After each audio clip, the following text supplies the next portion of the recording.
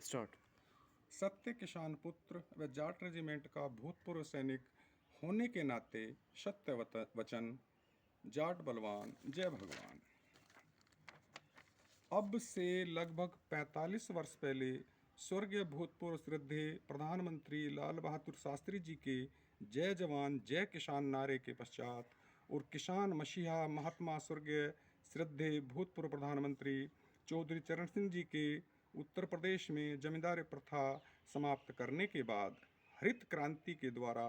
भूख से बिलबिलाए सदियों से गुलाम रहे कृषि प्रधान देश भारतवर्ष की तथाकथित आज़ाद हिंदुस्तान के नागरिकों को अन्नदाता किसान ने भरपेट भोजन देना प्रारंभ किया। उस समय मेरे पैतृक गांव में हर किसान परिवार पर 20 से 25 बीघे औसतन कृषि भूमि कृषि कार्य करने के लिए थी।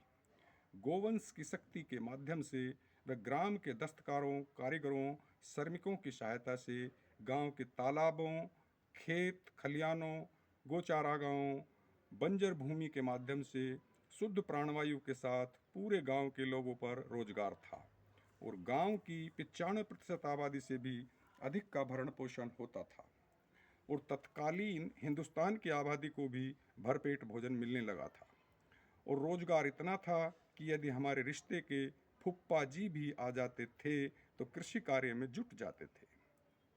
और वर्तमान में गांव में मुझे दे दो 500 बीघे जमीन, मैं सिर्फ 2 श्रमिकों की मदद से वर्तमान कृषि यंत्रों द्वारा उस समय को के 500 बीघे के रकबे पर पैदा हो रही खाद्य सामग्री से 2 गुनी से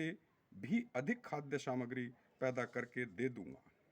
और रोजगार सिर्फ मेरे सहित 3 मनुष्यों को मिलेगा। और मेरे 2 पुत्र हैं, दोनों पोस्ट ग्रेजुएट हैं, लेकिन दोनों को सरकारी नौकरी चाहिए, चाहे चपरासी या मालिक की ही क्यों न मिले।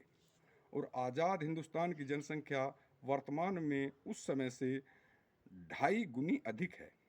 और देश की राजधानी मेरे गांव से सिर्फ 40 किलोमीटर की दूरी पर है, जहां शुद्ध प्राणवायु के लिए हाहाकार मचा हुआ है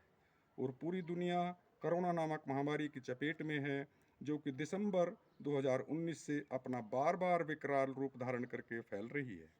और मेरी तीसरी पीढ़ी यानी पौत्र पोत्री को चाहिए गेंद के स्थान पर स्मार्ट मोबाइल, जो कि हम शाम दाम दंड भेद किसी भी तरह उन्हें उपलब्ध भी करा रहे हैं।